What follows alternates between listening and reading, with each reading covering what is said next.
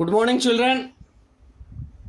Today we are going to read about the Unit 4, A reading, that is, what is man without the beast? It is a speech given by Chief Seattle. He was the leader of Japanese and other Pacific North Bay tribes. The city of Seattle, Washington bears his name. In 1854, Chief Seattle reluctantly agreed to sell the tribal land to the United States government. So USA government, when they wanted to purchase the land, Chief Seattle reluctantly gave it. And United States of government and to move to the government established reservation. Okay. Though the authenticity of the speech has been challenged, most agree that it contains the substance of perspective of Chief Seattle's attitude towards the nature and white race. So Chief Seattle belonged to a tribal race, the Red Indians. People choose different ways to protect the environment. Here is a speech delivered by the Red Indian. So he belongs to Red Indian group. Okay, Chief Seattle, more than a century ago, he had given this speech. Chief Seattle became the world famous for a moving speech he made in 1854. So whatever we are going to read now, it was the speech was 1854. The speech was delivered in 1854. Okay. How can you buy or sell the sky? So let us start with the lesson. How can you buy or sell the sky? The warmth of the land. The idea of strange to us. So when you are trying to buy the sky and the warmth of the land, it's a strange thing. If you do not own the freshness of the air and the sparkle of the water, how can you buy them for us? So these are the natural things. We cannot buy the natural things. Can you buy the air? Can you buy the water which flows in the river? No, not at all. Every part of the earth is sacred to my people. So it is very sacred. Every shining pine needle, every sandy shore, every mist in the dark wood, every clear and humming insect are wholly in the memory and experience of my people. So he says that, so all the natural things, even the needle of the pine tree, the sandy shore, the mist means a fog which comes in the night time, falls on the grass and all the trees, leaves, flowers. So every clear and humming insect are wholly in the memory and the experience of my people. My people means here referred to the Red Indians. The sap which courses through the trees carries the memory and experience of my people. So whatever the trees, the sap which comes from the liquid, the sap which comes from the trees carries the memory and experience of my people. The sap which courses through the trees carries the memories of the red man. So red man means here refers to the Red Indians. So these are the memories of the Red Indian. We are a part of the earth and it is a part of us. So nature is a part of human life. Not only the Red Indians but also the human life. The perfumed flowers are our sisters. The deers and horses, the great eagle, these are our brothers. So he refers here that all the living creature, even the flower is just like our sister. The eagle, the horse, the deer, they are just like our brothers. The rocky crust, the juice in the meadows, the body heat of the pony and the man all belong to the same family. So whether it is a beast, whether it is an animal or the human being, we are just like the brothers and sisters and we belong to the same family. So When the great chief in Washington sent words that he wishes to buy our land, he asked much of us. So, the President of America, when the President of America want to purchase the lands of the Red Indian, he says here, the great chief in the Washington, that means the President of America, sends words that he wishes to buy our land. He asks much of us. The great white chief sends word that he will reserve us a place so that we can live comfortably ourselves. So the President of America, he proposed that you must leave the place and I will arrange you the reservoir where you can live there peacefully in that reserve. He will be our father and we will be his children. So we will consider our offer to buy the land, but it will not be easy, for this land is sacred to us. So he says that it is not an easy matter to purchase this land or buy this land. No doubt, he says that he will be just like our father, and the Red Indians will be the sons and daughters of him. No doubt it is a good thing, but it is not so easy to purchase this land, to buy this land, because this land is a sacred one to all the people of the Red Indians. This shining water that moves in the streams and rivers is not just water, but the blood of our ancestors. So the river, the water which flows in the rivers, okay, the streams, the water which flows in the streams is just like they are the blood of our ancestors. We will sell you land. You must remember that it is the sacred blood of our ancestor. So when you are going to sell our land to you, you must remember that this is a sacred one of our ancestors. We will sell you land. You must remember that it is a sacred, and you must teach your children that it is a sacred, and that each ghostly reflection in the clear water of the lakes tells of the events in the life of my people. My people here refers to the Red Indian. It tells about the land, the water, the air, tells about the history, the legends of Red Indians. The water's murmur is the voice of my father's father, my ancestor, my grandfather, father's father. The rippling sound of the water, the murmuring sound of the water tells about the history of the voice of the Red Indians' ancestors.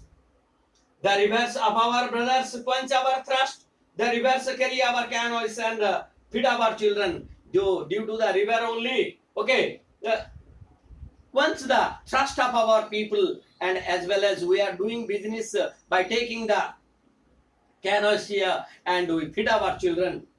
If we sell our land, you must remember to teach your children that the rivers are our brothers and yours, and you must henceforth give the river the kindness that you would give my brother. So when we are going to sell you the land, so you must teach your children that these rivers are just our brothers, and you have to treat in a better way with this rivers. Kindness with the rivers. So what are the precious things here? Precious things. The precious things. The air is precious. The air is precious to the red man.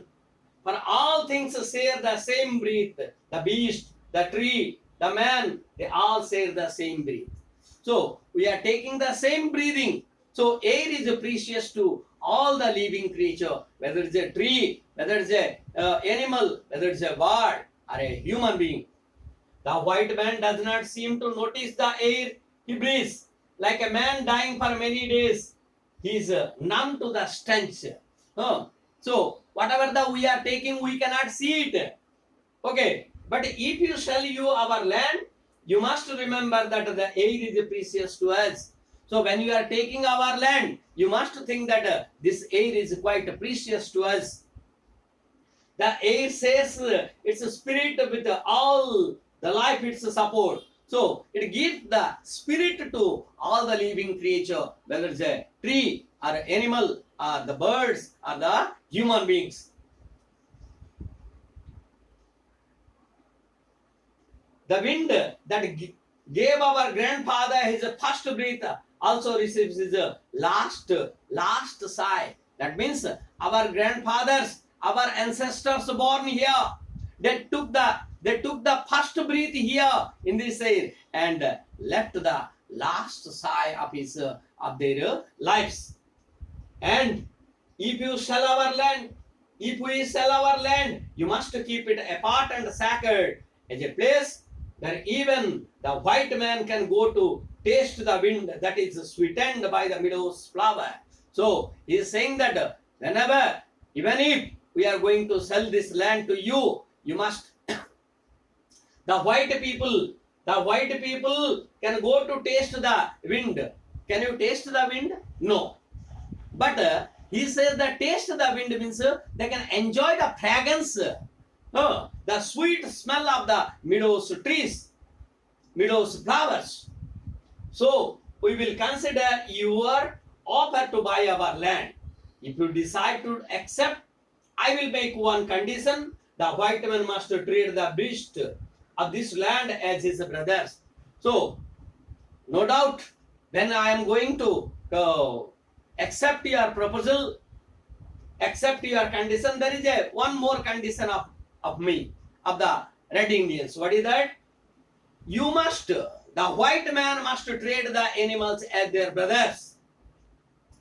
I am a savage. I do not understand any other way. I am a savage. I am not literate. I am an illiterate man because they belong to the Red Indians. I am a savage. I do not understand any other way. I have seen thousands of rotting buffaloes on the prairie. So thousands of buffaloes were killed on the grassland of prairie, left by the white man who shot them from a passing train. So while the white men were passing through there, through the prairie region, they used to shoot the buffaloes there, okay, and left the dead body there. I am a savage and I don't understand how the smoking iron horse means train. Smoking iron horse can be made more important than the buffalo that you kill only to stay alive. So he is saying that how this train is more important to us. That's why you are killing the animals, the buffaloes of the prairie, for your feeding, to eat them. You are killing them. Okay. What is a man without the beast? If there will be no beast, what would be the condition? If all the beasts were gone, man would die from the great loneliness of the spirit. If all the animals will die, man will be alone here. Due to loneliness, man will disappear. Man will die here. For whatever happens to the beast, soon happens to man. So he says one thing: whatever we are going to do with the beast, that will happen to us also. All things are connected. So everything is connected here. So one more thing we can scientifically also can see it. There is a food chain here. If ecological balance is going on here, if we are going to disturb the ecological balance, we will also die. This is precious. Then comes to respect. Respect. Okay. What is to which thing they have to give the respect? You must teach your children that the ground beneath their feet is the ashes of our grandfather. Beneath the feet. Okay. Where you are walking, the ashes of my grandfather has mingled in that soil. So that they will respect the land. That's why the white people should respect the land when they are going to purchase this land of the red Indians. Tell your children that the earth is rich with the lives of our kin. Our kin, kith and kin had died and mingled their ashes here. Teach your children what we have taught our children, that the earth is our mother. So whatever we taught our children, whatever the red Indians taught their children, that the earth is our mother, you have to teach the same thing to your children. Whatever befalls on the earth befalls on the sons of the earth. So whatever we are going to, whatever the things we are going to drop on the earth, those things will return to us. Okay, if you spit on it, the spit will come on us. If a man spit up on the ground, they spit up on themselves. So when you are going to spit on the earth, you have to think that we are spitting on ourselves. This is, we know, the earth does not belong to man. Man belongs to the earth. What a good quotation. Earth does not belong to man. Man belongs to the earth. All things are connected like the blood which unites our family. So we are the same family. Okay, the blood connects in whatever the blood connects all the family member, like that. All things are connected here on the earth. Whatever befalls the earth befalls the sons of the earth. Who is the sons of the earth? Human beings are the sons of the earth. Man did not wave the babe of life. He is merely a stand in it. So we cannot create this a beautiful creature, a beautiful nature, but we are standing on it. So we don't have any right to spoil the nature. Whatever he does to wave,